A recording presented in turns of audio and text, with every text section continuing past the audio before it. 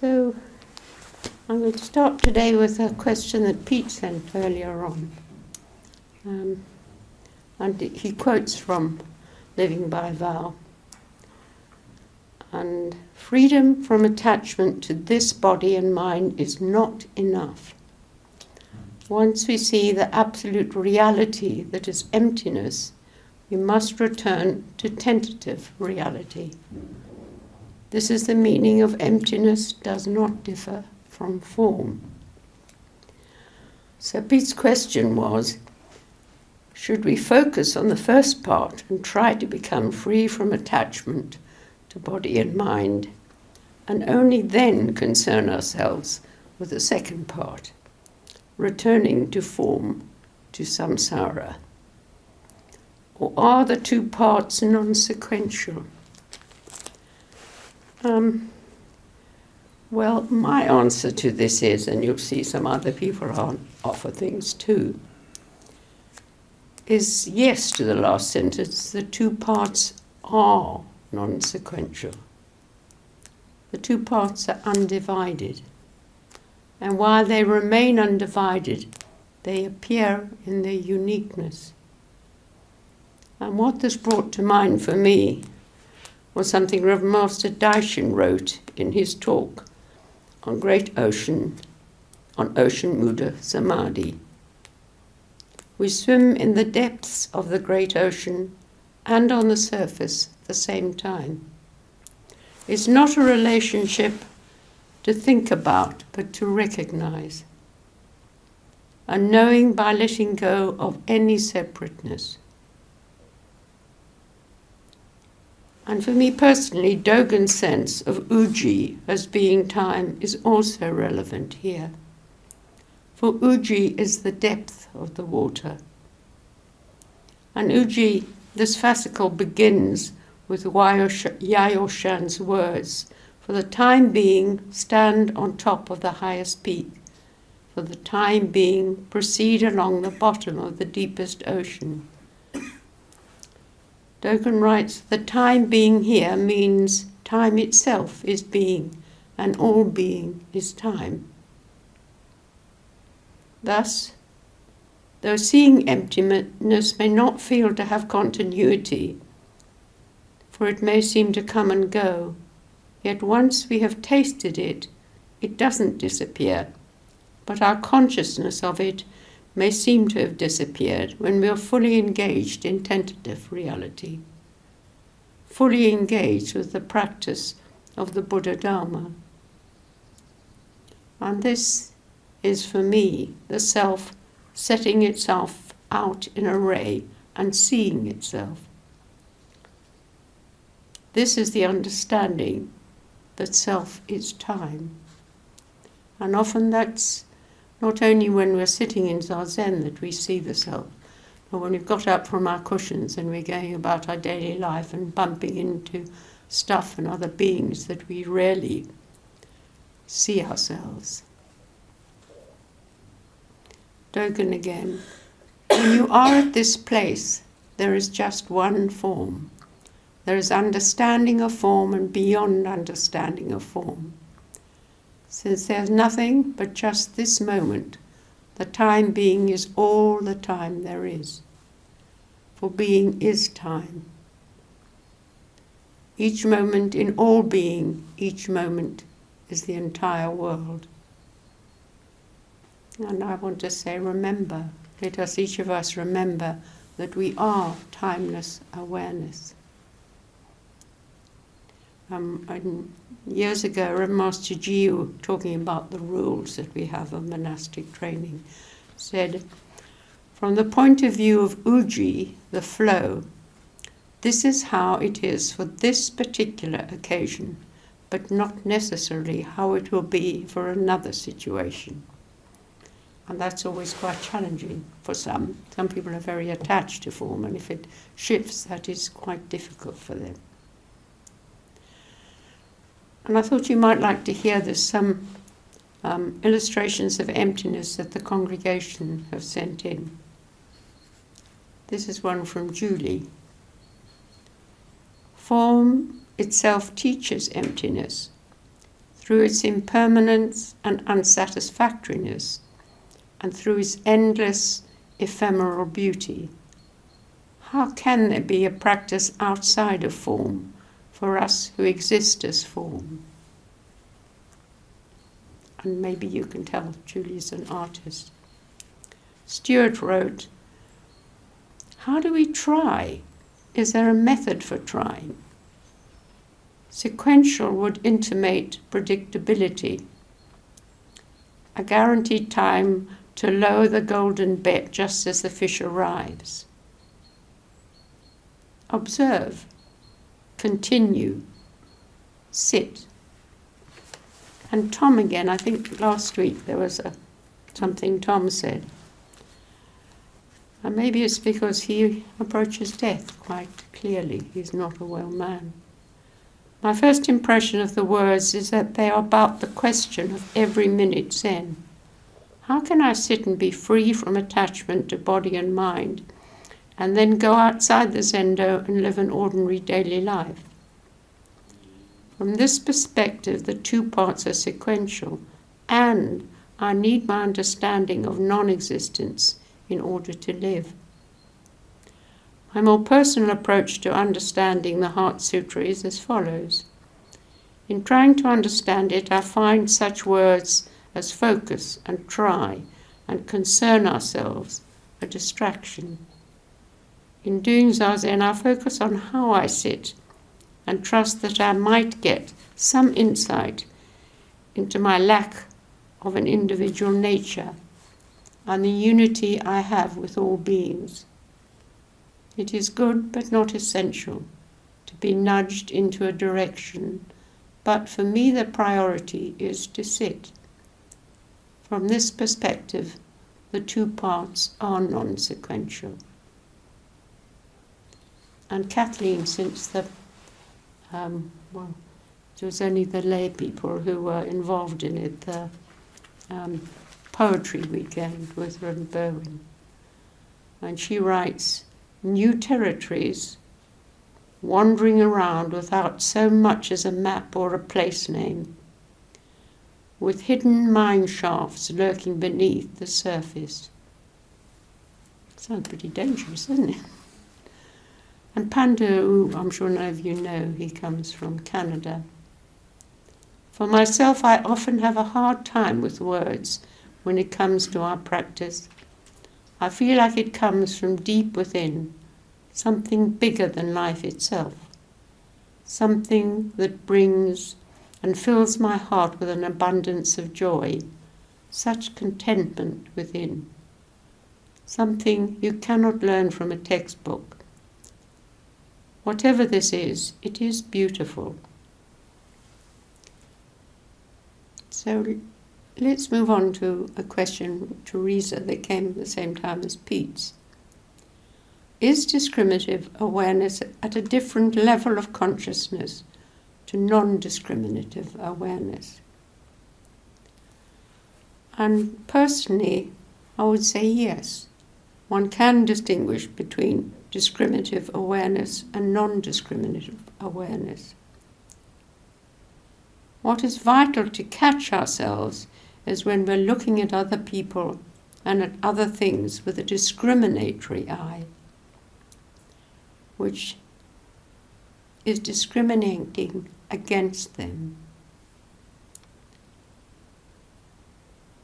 And when we do that, then momentarily, I hope, we've lost the truth of the interconnectedness of all beings, of all things.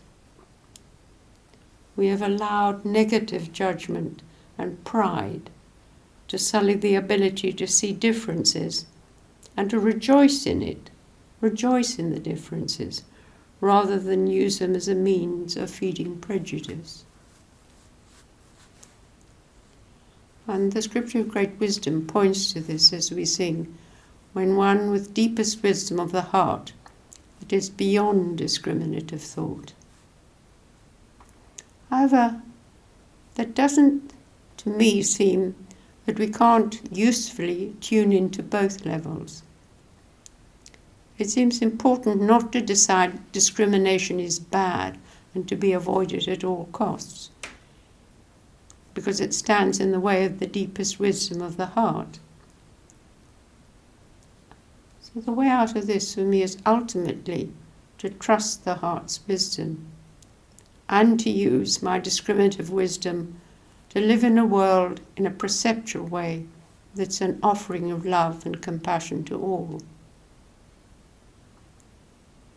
What is important to be aware of and to learn from, whatever your awareness clarifies for you, is answering the questions of, what is this? Who am I? There's a pleasing comment from Gina. Once at the end of summer, I stood in my garden, which was dusty, dry, barren, nearly dead. Suddenly the emptiness felt alive, vibrant, timeless, full of nothing. At the time there were no concepts, just a feeling of being part of something, like a big pulse. It didn't last. I don't think we have conscious control over experiences of form and emptiness. We can choose to sit though. So this is a question for you, Teresa, if you're listening.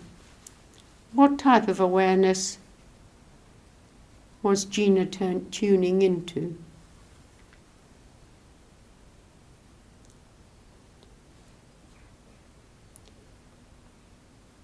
Dogen, in Manifestation of Great Prajna, which is from the Shobhagensa, I'm sure you know, wrote, Avalokiteshvara Bodhisattva, while experienced deeply the manifestation of prajna, wisdom beyond wisdom, clearly saw with the entire body that all 5 skandhas are empty. So that seems to suggest that seeing with the whole body and mind means we become one with the emptiness of the 5 skandhas. When we sit in Zazen, our whole body becomes nothing other than the whole body and mind that is empty. Zazen is itself prajna.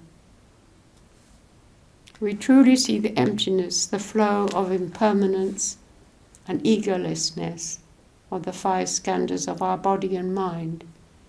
We see that there's nothing to cling to. So we open our hands. This is liberation from the ego attachment that causes suffering. One can see freely without obstruction. And this is so when one is free from egocentricity and ignorance, when one sees things as they are, without distortion by intellect, desire, or expectation. So what seems to flow on from this is to explore the 2 levels of truth, relative and absolute. The Dharma, as taught by the Buddha, is not some kind of objective reality. It's the reality of our lives based on 2 truths, relative and absolute. In order to understand the Buddha's wisdom, we have to clearly understand the distinction between absolute and relative truths.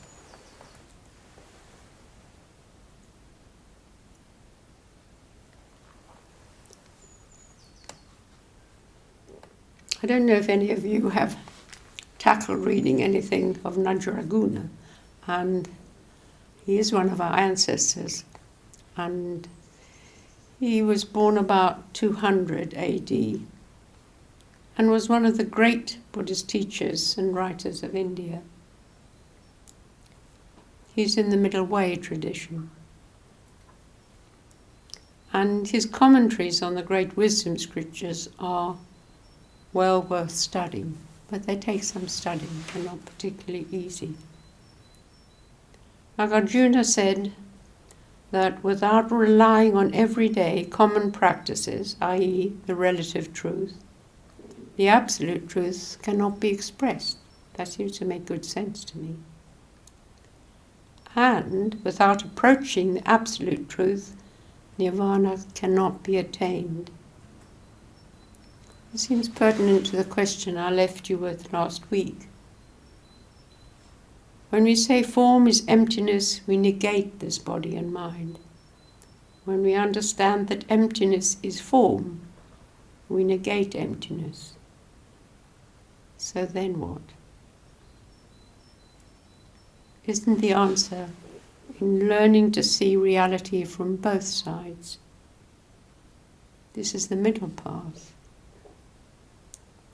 By seeing reality from both sides, we see without being caught in either side. This means that both the word form and the word emptiness are tentative or provisional names, names without substance. They're thought constructions, as created by our minds. Everything is simply a provisional name. Thus we can say everything is empty. Everything is merely a provisional name that exists temporarily as a collection of the 5 skandhas. And this way of viewing things is beyond the duality of independent being and non-being. This is the middle path. There is no separateness. To return to, when we say form is emptiness, we negate this body and mind. When we understand that emptiness is form, we negate emptiness.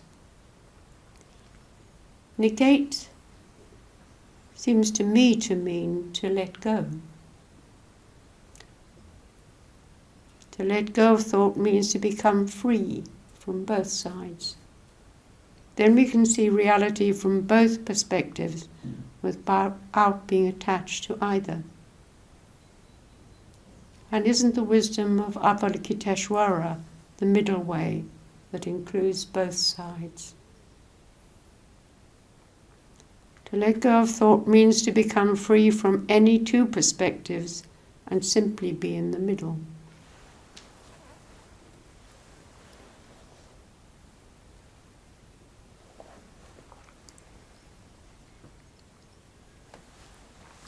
So, a question for you all. What is the relative truth in the sense of how you live and think about your day-to-day life? Just take an example. When you're introduced to somebody, what might you say about yourself? Do you describe what work you do? Do you say something about your family life? Talk about where you were born, where you were brought up? Get into your political views? Or go so far as say, I believe in, fill in the dots. And then I wondered, do you do this willingly? Or whether it seems inadequate, irrelevant, and maybe even intrusive. Nagarjuna says that the absolute truth cannot be expressed without relying on relative truth. The absolute truth is beyond words, which are relative. So we can hardly say to a stranger who's asking about us, I can't say anything about myself because I live in absolute truth, which is beyond words. Just imagine how they might react. And actually it's contradictory, isn't it? Because you're using words to say something.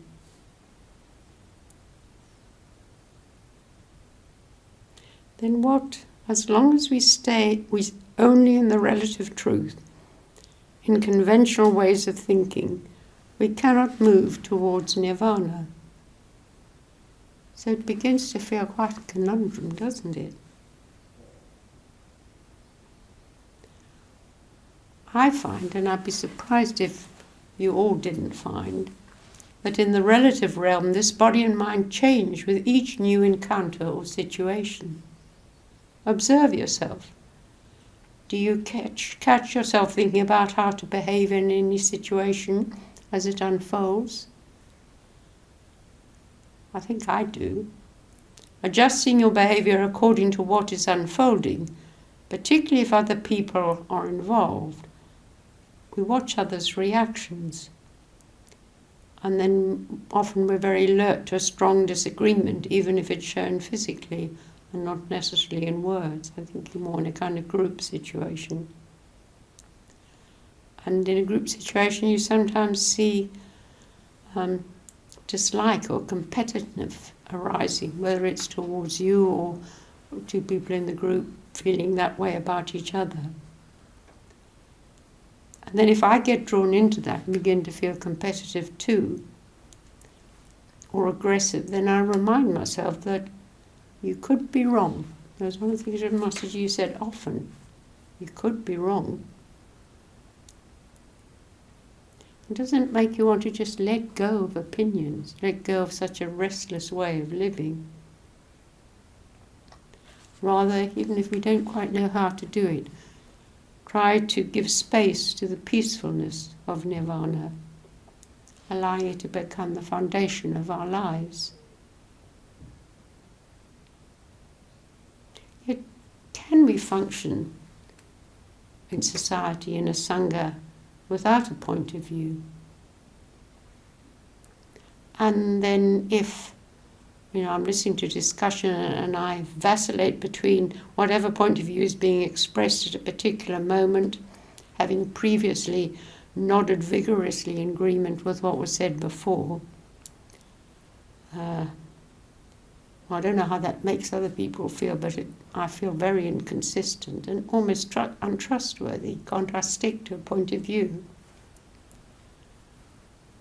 So sometimes in desperation, I think any discussion or argument begins to be meaningless. But an answer does lie in what Nagarjuna pointed to. Whichever side you take is only half of reality.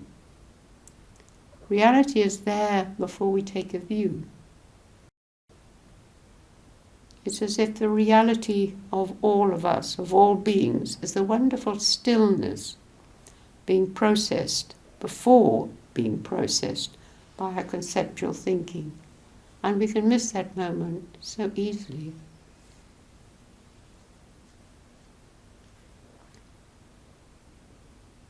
And it's worth just watching yourself. Can you meet someone or experience something while letting go of preconceptions? If we can do that, then each encounter holds the potential of being an opportunity to transform our pre-existing ideas and set aside our biases and preconceptions. And when we do that, each experience kind of glows. It becomes an opportunity to see a fresh new world.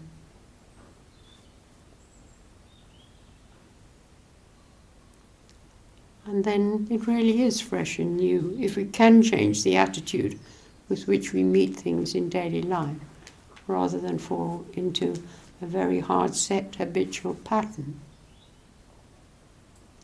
But it helps to be aware of our habits of perception and how they contort what there is to see and hear and feel.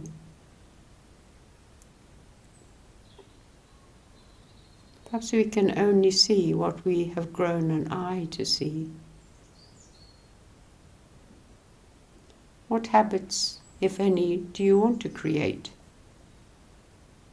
Our thoughts are not harmless.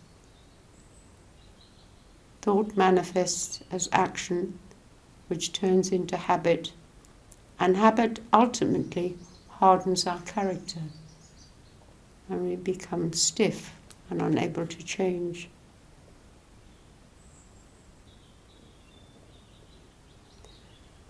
It's oh so easy not to question the identity we have constructed of who we are. I don't know, but this may be due to imagining that fear and anxiety are sure to arise if we do question our identity.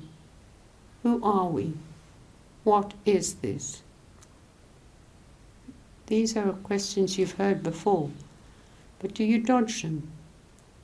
For they can be unrelenting, unsettling questions that are capable of shaking the very ground we want to reassure ourselves will always be there to depend on, immovable beneath our feet. With such deep and anxiety-provoking questions, we tend to find reasons to dodge and push them aside. Yet how can we rest at peace and in stillness if we live imprisoned in stiff and stubborn ideas about who we are? Let us risk negating and breaking open our pre-made systems of what we believe in. Let us risk freeing ourselves from any view, even a Buddhist one. We have to become free even of the Buddha's teaching, even of enlightenment. That is the Buddha's teaching. A very nice thing that Master Coton has found is an app that shows how much of people. There was something in Wikipedia the Buddha said about friendship. I think we've talked about it before. It actually turned out not to be what he said. It was much more subtle than that. So just be careful of saying that is the Buddha's teaching, which I have just said. But I'm not quoting any words.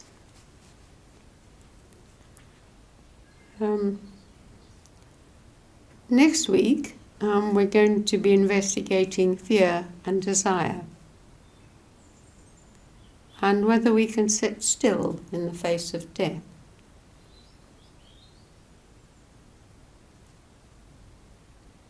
And there's a practical point before we end. Someone asked if they were expected to read the whole of Okamura's Living by Vow. I had no expectations here, entirely up to people. I simply recommended it as a good read. And I'm finding in giving these talks, I've used the Heart Sutra chapter of his as a sort of launch pad to find my own voice. So don't blame him for things I might say.